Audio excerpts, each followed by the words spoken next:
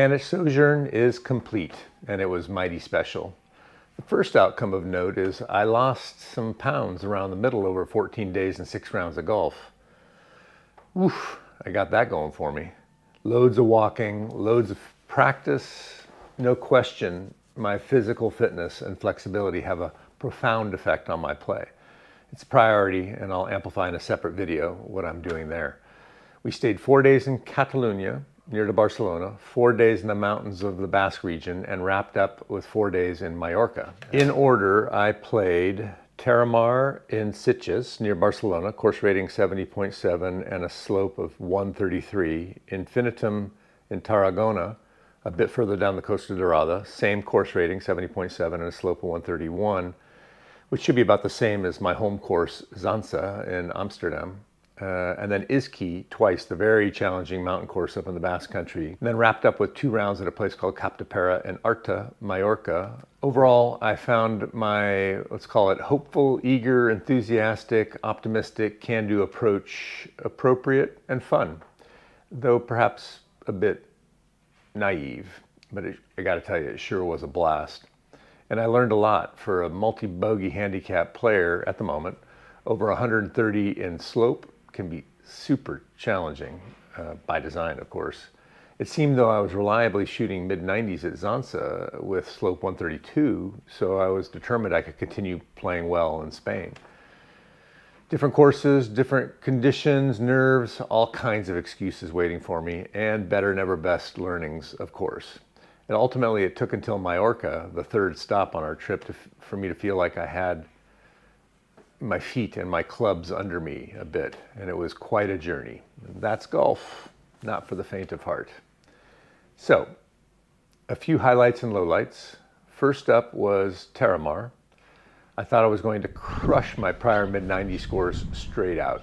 I thought dry conditions, drivers and irons are going to go farther. They'd actually have rolls, different than the Netherlands where the drives just seem to stick. And those leafless greens, I'll read them like the back of my hand. Yeah. I have to admit, I'm a bit nervous. This is the first time being on a dry golf course in 20 years, literally, because I started in, of course, the Netherlands in September. And it was wet from day one. So it'll be interesting to see how my golf game changes based on the conditions. For a bit, I thought not to score this Terramar round, just play it, orient, explore, practice, burn around to get onboarded or oriented to Spanish golf. And then I thought, nah, score it. That's where you are in your game, Jimbo. Challenges with learning new courses and conditions are part of the journey, as the video production to document it is, which was still a challenge. So I scored it, and oof, well into the hundreds. 106 to be precise. First tee shot, I'm feeling young, but looking old and a bit creaky. I love the biofeedback though from filming, I really do. It inspires me. And that night, downloading the footage, I saw that belly and straight away started working on it, and it worked. I don't like having that belly. So the first hole, I actually got off pretty good. Alas, I flew the fairway, hit it a bit too far. Course management there. Tried to get cute with my second shot, but the tree was a bit cuter. And then a standard duff shot on 3, painful. And a good approach shot to within 4 or 5 feet to save bogey.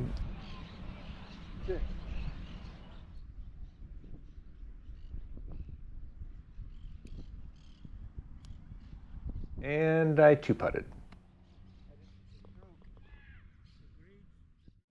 I got to tell you, I really felt I'd have no trouble resetting from that first hole start and kicking some course ass. Alas, that wasn't to be on this day. There were moments of normalcy, depending on what one considers normal. For example, hole 8, I was able to string together a few good shots in a row for a par. Had a clean drive to a short dogleg left 405 yard par 4.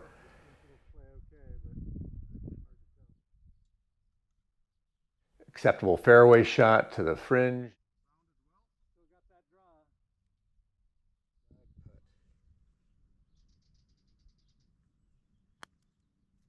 and two putted from 60 feet.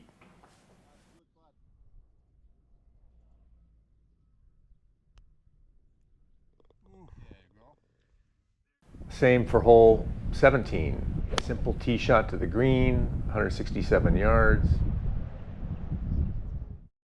30-foot putt that I lagged pretty well.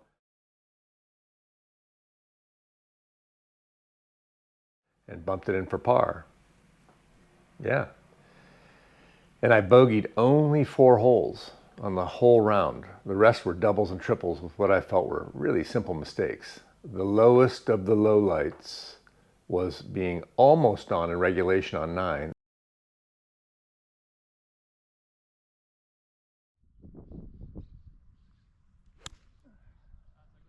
And then getting stuck in a trap. Took me 3 shots to get out. I couldn't even film it. I was so demoralized. All in all, my drives didn't really get me into trouble. They were mostly playable. It was the fairway duffs, pitching and chipping, the bunker hijinks, and those forbidden 3-putts that crushed me. Like so many other golfers in the universe, 3-putts, verboten. Yeah, just those things. Kind of my whole game. But that's what's expected. All good. Terramar was consciously set up as orientation, a warm-up to explore the differences between the 10 rounds of 9 and 2 rounds of 18 I'd played so far in Amsterdam since starting the 72 by 72 journey in September. And it served its purpose, and then some. The second stop was infinitum, or infinitum. I still don't know how to pronounce it properly. In retrospect, I probably should have played Terramar a second time instead of driving an hour to play infinitum, which is formerly a place called Portaventura, which is still listed as the course name in the Swing U app, maybe in other apps as well. But now it's called infinitum. They've totally upgraded it. For some reason, I had it stuck in my head that diversity of courses was a key objective in the Spanish turn, the Spanish trip. I don't feel that way anymore. I now feel it prudent to play the same course at least twice, and probably more than that if possible. And if I'm focusing on my fundamentals, which I am, then take out all those other variables as much as possible for a while until my game improves.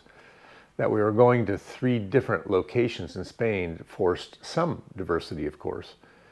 But within that envelope, it would have been better, I would have been better served focusing on the same course multiple rounds in each location, which I did subsequently end up doing in the Basque Country at Ischy Golf and Mallorca at Cap de Parra. And infinitum was a first-class experience, so I loved having that experience. I really have to say. There was really nobody there in early November, and the crew was super hospitable. And yes, I know I didn't rub the sunscreen into my face sufficiently. Lame. I walked around all day looking like that, learning to look in the mirror before taking off for the day and filming what I'm about to do. The practice range was first class. The weather was chilly, very chilly. My dreams of shirt-sleeve Spanish golf were tempered by a cold, stiff wind in very early mornings. But I'd been doing that for over a month in Amsterdam, and I'm just happy to be here and contribute to the team. It was fine. It was fun, and I had the right gear. Some highlights and lowlights from infinitum. I started off with a bang, way right off the first tee. No excuses. Not what I meant to do. As I followed up with a 3/4 driver. Is there such a thing as a 3/4 driver? With a provisional that went perfectly into the fairway. I topped my approach. I sculled my second attempt.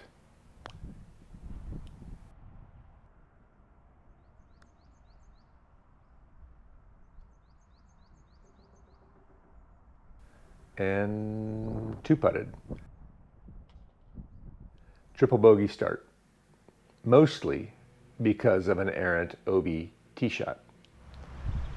Hole 2, big par 5. My drive was lovely, relatively speaking. Then I pulled my second shot to behind a tree and had to punch out. I mean, there's no hero shot there. There's like bunkers and everything, so I'm just going up there. Idiosyncratically, that is, using as much of the course as possible. Getting my money's worth. Well, that's punching out. My approach was okay, a bit short and right.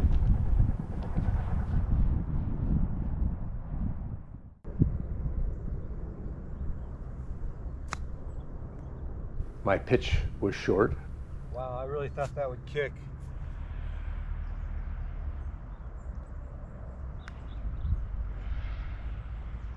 And I two-putted, double bogey. Moving in the right direction. Alas, the front nine, I ultimately shot a 55. I wasn't so much focused on the score, of course. That's just representative of the mental errors and simple state of my game at this point.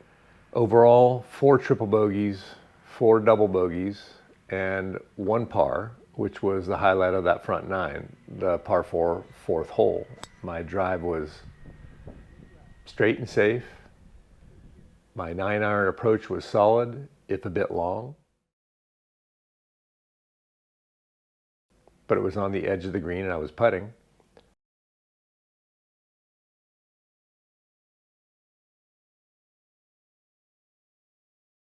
A simple 2-putt, par. I felt, here we go. I started triple, double, double, then par. Right direction. Let's go. Then I went triple, triple, triple on the next 3 holes. Oof, tough. It was becoming clear my mechanics and mindset were in need of a bit more work. But that's why I was here. I have to say though, internally though, I felt I was embracing the process. I was conscious that this was going to be a somewhat painful and challenging journey, so lean into it and be keen to feel and be aware of every bump and grind I experienced along the way, high or low, and reconcile the logistics and mechanics of self-documenting this process and this journey with the concentration and focus needed to improve my golf game. It's just part of the journey. That's the deal. So embracing it and being aware of it and wide-eyed about it was important. The only other hole I parred was 15. I had a clean drive, a clean approach,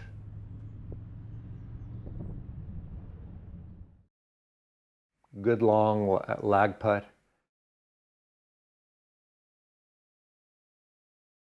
two-footer tester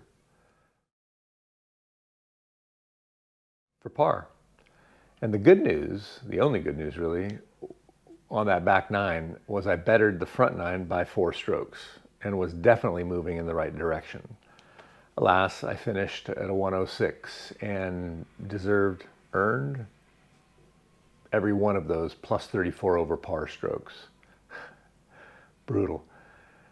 So what precisely was hurting me in this round?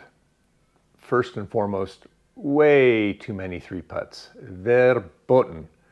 That was a challenge for most of the Spanish turn. I got to tell you, I should have figured out those greens along the way in Spain. Ultimately, it took me several rounds, this being one of them.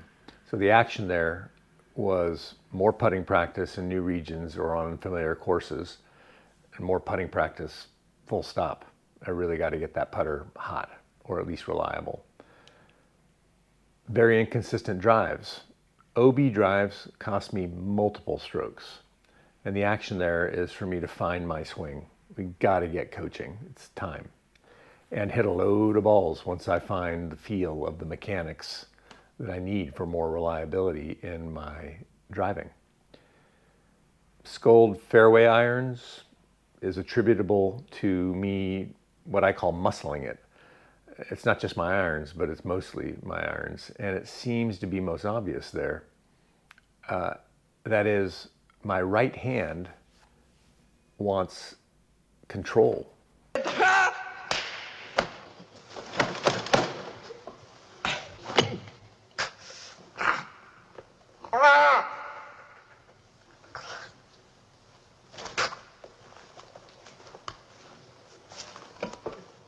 it's a pretty common thing. But for me, it's a particular thing that needs to be taken care of. The action here is I will benefit, I believe, very strongly. I think anybody will, from professional coaching and loads of practice. And I'm working on it. And I didn't think of it at the time, but it was definitely making my life harder than it needed to be playing off the championship tees instead of the regular men's tees. It wasn't the tips, mind you. It was just that the championship tees, the second hardest men's tees, was a 6,000 plus meter course length. And I just don't have the distance yet with my drivers and irons. And I have a massive gap in the 180 to 220 range. The longest iron I have in my bag is a 5, and I haven't figured out how to hit my little secondhand tailor-made hybrid. And I have no fairway wood at the moment. So no reliable long fairway club to speak of, full stop. The action there is to learn how to hit a hybrid and to get a 3-wood and learn how to hit that too. File that under find your swing. For what it's worth, it wasn't ego encouraging me to hit from those 6,000 meter plus tees. It's just what I thought I should be doing, learning from those longer tees. And all said, even with the frustration, I recognized the learning experience at both Terramar and Infinitum. And I was frankly ready for more, really thirsty for it. And boy, was I going to get it. My journey continued with the beautiful and challenging Izqui course. I was probably most excited for this course and region, as I love the Basque region in Spain, the Basque country, and I have been there many times, just never for golf. I found Izqui somewhat randomly on the internet, and I felt it'd be an incredible destination. We stayed in a little town called LaGuardia that was quaint and friendly, and it was the closest place with acceptable, let's call it cross-referenced charm, near as I could tell on Google Maps and other online references. And the drive there from LaGuardia to Izqui was beautiful. A winding road through vineyards, up over a winding road, over the mountain ridge, into a high valley that was just gorgeous. I was super optimistic about playing here, even though conditions were a bit icy. Izqui Golf in the Basque Country, in the mountains. It's up here. And it's just after sunrise, just a bit, about half an hour. And this is the clubhouse. Beautiful. It's chilly out, as you can see. And it was supposed to be windy, but we're not seeing much wind right now. You can see the clouds moving there pretty good clip. But right here in the hollow, we're not getting much of that. So, 18 holes. Beautiful day, chilly. It's probably 42 degrees, maybe 45 Fahrenheit. And I'm gonna go to the practice range, warm up a bit, do a little chipping and putting, and then I'm off. I'm going solo, they tell me, so I love that. The clubhouse has a cabiny kind of feel, and the staff are super friendly and competent. And the facilities are good overall. The greens were pure, and the fairways were a bit chopped up though. That was probably the downside. So this was by far the longest course, and for me, well, around 6,500 yards from the men's tees is some work to do. I'm learning. On hole 1, I forgot to turn on the GoPro. Still learning there. And it's just as well. I pushed the drive right, and I didn't think I was in trouble. I saw it bounce, but I simply could not find it. Tee shot, I forgot to turn on the GoPro. Went way right into the trees. Thought I could find it. So I had to drop. I thought I had my 56 for the approach, and it turned out to be my pitching wedge, 46 degree, and I still sculled it. Does a sculled pitching wedge go farther than a sculled 56? I didn't finish my chip / pitch back onto the green, and then I holed out my second chip for a double, and it would have gone a long way if it hadn't hit that pin. On hole 2, I took a moment to recognize that indeed the conditions were not, let's say, balmy. There is massive wind. It's probably 30, 40 knots. So I've got to play it. I had a decent drive on a long, for me, 452-yard par 4, and my second shot. So I was here. Forgot to pull the GoPro out. 5-iron that got me some 65 yards from the pin. It's the longest iron I have in the bag, so, and I can't figure out how to hit my second-hand hybrid yet. Working on it. I thought I had this shot in my bag all day long for an up and down. Alas, not yet. I hit it fat, pushed it right and short into a very stiff wind, so it was just kind of bad. My chip wasn't terrible, and it wasn't good either. And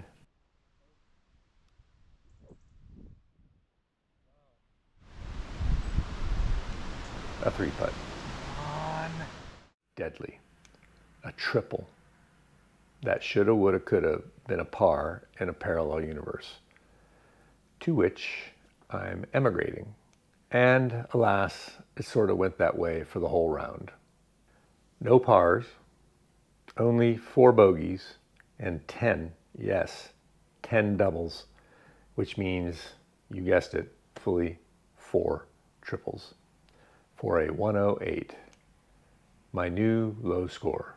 Ouch. Kind of the only highlight was improving from the front to the back by 2 strokes. And I would say the overall learnings on the course length and being able to practice that diversity of lies I was getting. As frustrating as that output may have been, and that score that was emerging, I was generally in good spirits. And I tried to pay attention to what was going on and what I was learning. And it was beautiful, if not a bit crispy, cold, and a bit windy. But I had the right gear on, so it was all good. It was a truly good walk, spoiled, as we say, in the beautiful mountains of Spain. And the drive to and from, I mean, how could you stay annoyed when you're immersed in Rioja and Basque Country? And I was excited for the next go, which came 2 days later. It was still pretty cold, but blissfully no wind this day. Some cloud cover, but no rain. Okay, back at Iski Gulf. And it's a chilly day, but the wind is very different than it was last time. Nothing but love today. And as it turned out, the course was dog friendly. You can actually bring your dog on the walk around the course or ride in the cart with you. I'm with my partner Jess and the dog, so it's a family affair today. A ball hound at our disposal. And I was feeling like I could remedy many of the mistakes that I made the first time through and significantly improve the outcomes. My first drive was a good omen in that regard. Very little skill, but a bit of luck, and I ended up with a decent lie, even with that patchy fairway, and then pulled it left. It wasn't a great swing. I wasn't in particular trouble, and I thought I had this third shot in my bag. Alas, Dr. Strangelove again. No finesse on this shot. I flew the green. What shoulda, woulda, coulda been a 2-shot up and down turned into a 5-shot incident at a triple. I shook it off pretty easily though. I wasn't in any kind of weird mental state. I had my partner and dog with us, so it was fun. I had a fine tee shot. That'll work. Still pushing it. On 2, felt pretty good about the approach and got handsy again. Not a great second shot that rolled down into a hollow. Fortunately, I had that ball hound to track down the errant shot. And again, what I consider my most reliable shots, wedges inside of 100 yards, failed me. Flew the green and ended up double bogeying 2. It went on that way over the first 6 holes. Triple, double, triple, double, double, triple. But my mindset wasn't dipping, and I felt I was being tested on all fronts, not just the Gulf. And I'm pretty sick of these guys in these mowers. They're always around, always. It's really annoying.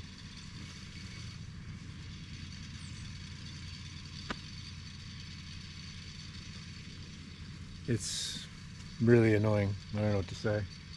Can you hear them? They're like, they're mowing everywhere. And then, hole 7.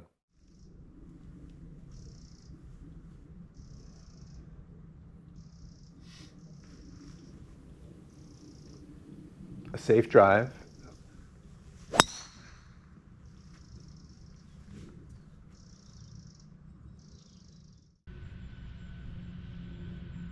Took me 2 more to get on.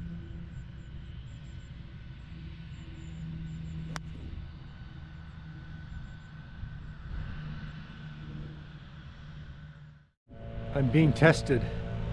It's like leaf blowers everywhere, big machinery.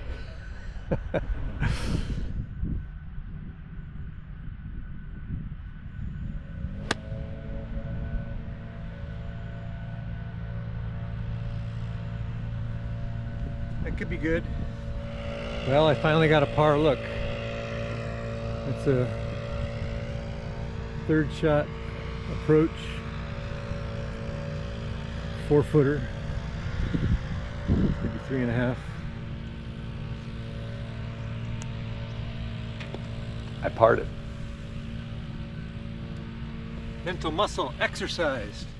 Then came hole 8, a 500-yard downhill par 5 I got to use for practicing some compassion and mental toughness and holding love in my heart off the tee as an evil leaf blower, operated by an innocent human, tried to get my goat.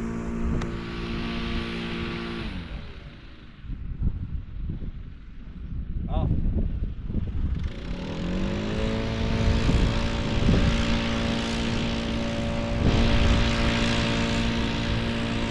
Again, these guys.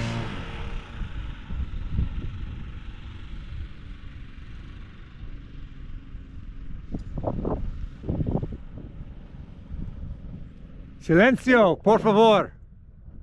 Gracias.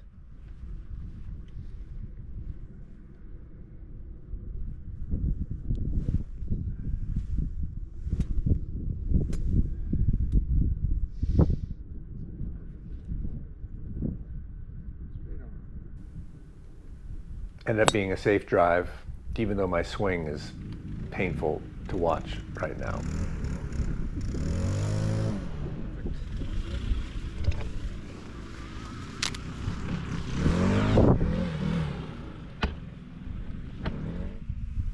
My second shot was, let's say, considered. There's no way I was getting there in 2 at the moment, even downhill. I laid that up with a 9-iron. I was 230 out. I wanted to go 130 in, leave myself 100 yards. We'll see how we did there. I don't have that club. I don't have the shot in my bag yet. 84, 85. And then my approach was spot on.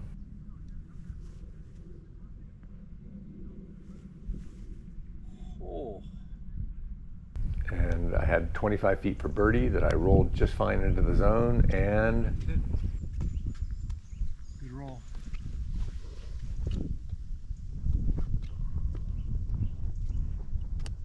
missed that sucker. Oh my God. I should have taken a wee bit more time on that and generally practice my putting inside the zone to be more automatic.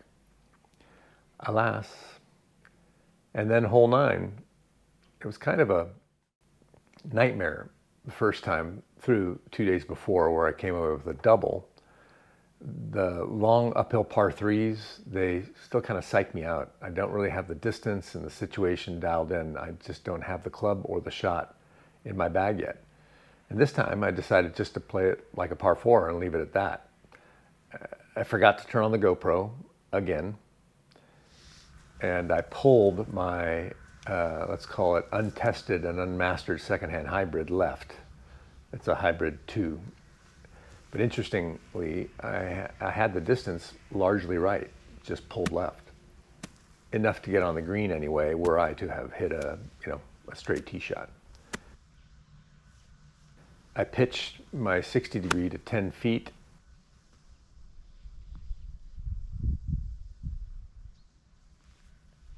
All right, number 9, putting for par.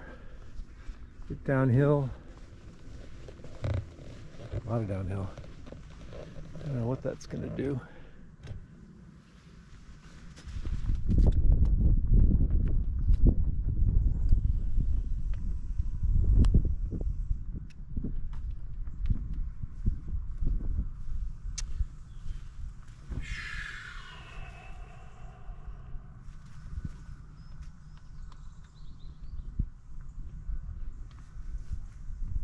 And frankly was happy with the 2-putt for a bogey. All right, I finished par, bogey, bogey.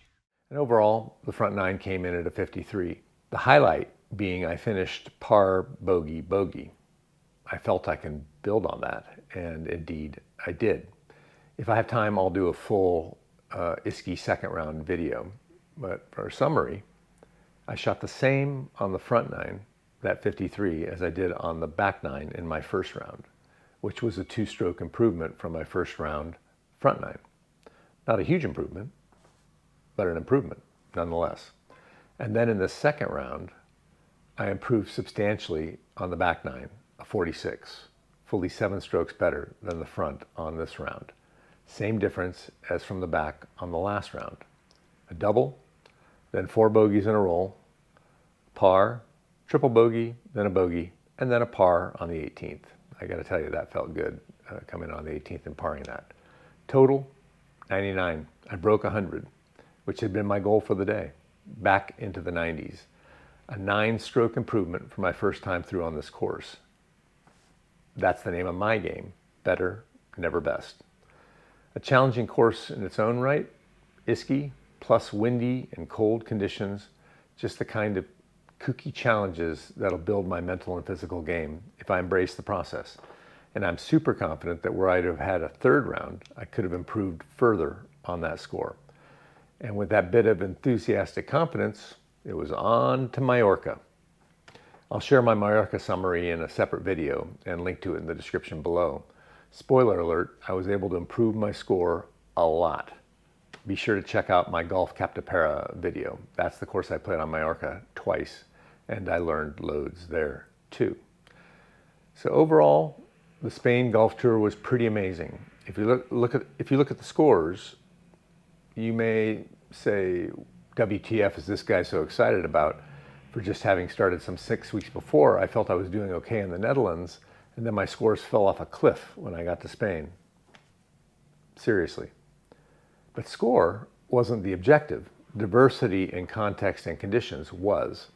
Another angle on the state of my game and the breadth and depth of my current state of progress. That is, it was a fabulous opportunity to learn, and that I got in spades. I was wide-eyed and bushy-tailed, excited, and I still am. I'm going to continue that journey in my swing through California and Florida, which is coming up. And until then, I'll be true to 72 by 72.